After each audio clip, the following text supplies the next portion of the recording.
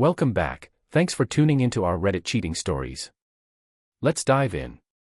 I had always trusted my wife, Sarah. We had been married for 5 years, and while we had our ups and downs, I never thought she was capable of something truly cruel. But that trust was shattered the weekend her friends decided to play a prank on me, one that would change everything.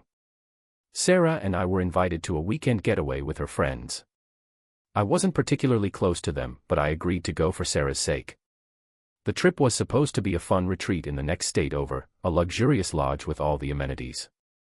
It sounded perfect, but little did I know, I was walking straight into a setup. The weekend started off well enough. We arrived at the lodge on Friday evening, and despite a few awkward interactions with Sarah's friends, I tried to enjoy myself. But on Saturday morning, things took a strange turn. Sarah and her friends suggested a guy's challenge, something about hiking deep into the woods and finding our way back. I found it odd since I was the only guy in the group, but I played along. After a long hike, they suddenly left me behind. At first, I thought it was just a game, that they'd be waiting around the bend with cameras to capture my reaction. But when I reached the lodge hours later, exhausted and thirsty, I found it empty. Sarah and her friends were gone. Panic set in quickly. I had no wallet, no phone, and I was in a completely unfamiliar area. I asked the lodge staff if they had seen my wife, but all they could tell me was that she and her friends had checked out earlier that day. My own wife had abandoned me in another state.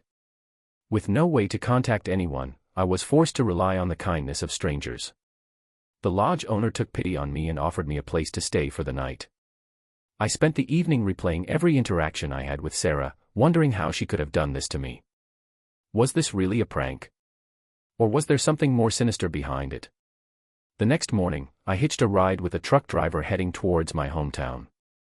It was humiliating, sitting in a stranger's truck, explaining that my own wife had left me stranded. But it was nothing compared to what I felt when I finally made it home.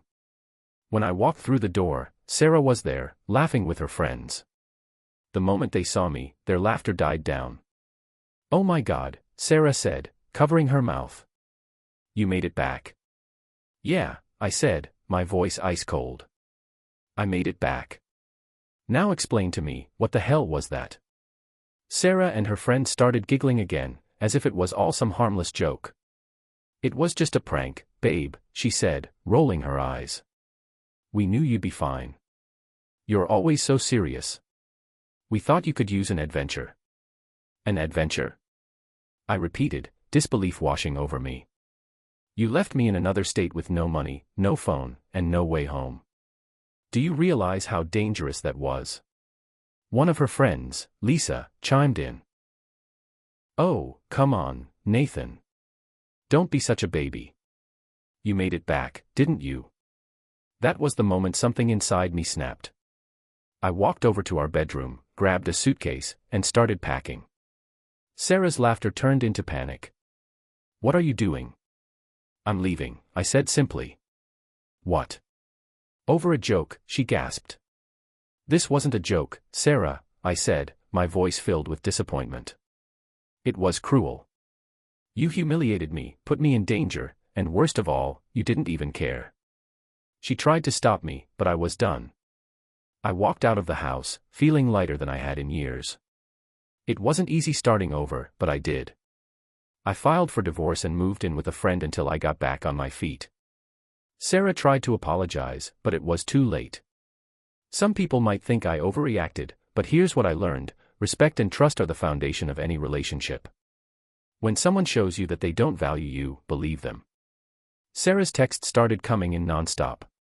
At first, she was defensive. Then, as she realized I wasn't coming back, her messages turned desperate. "I was stupid," she wrote. "Please, just talk to me." But I had nothing to say. With time, I rebuilt my life. I focused on work, started going to the gym, and even made new friends. One night, at a bar, I met someone new, Emily. She was nothing like Sarah. She laughed at my jokes, actually listened when I talked, and treated me like I mattered.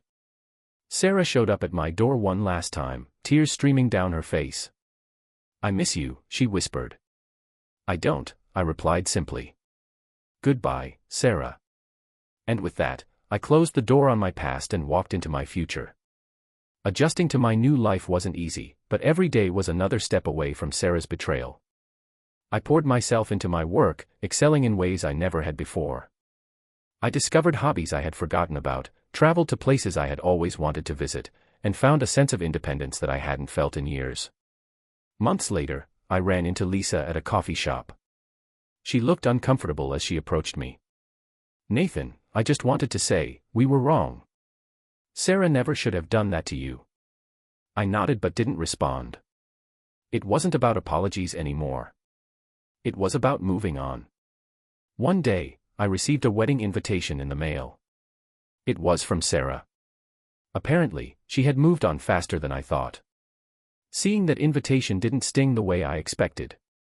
Instead, it reassured me that I had made the right decision. Emily and I grew closer over time.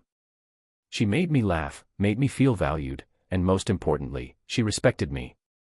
One day, as we walked by the beach, I realized something: I had found someone who truly cared.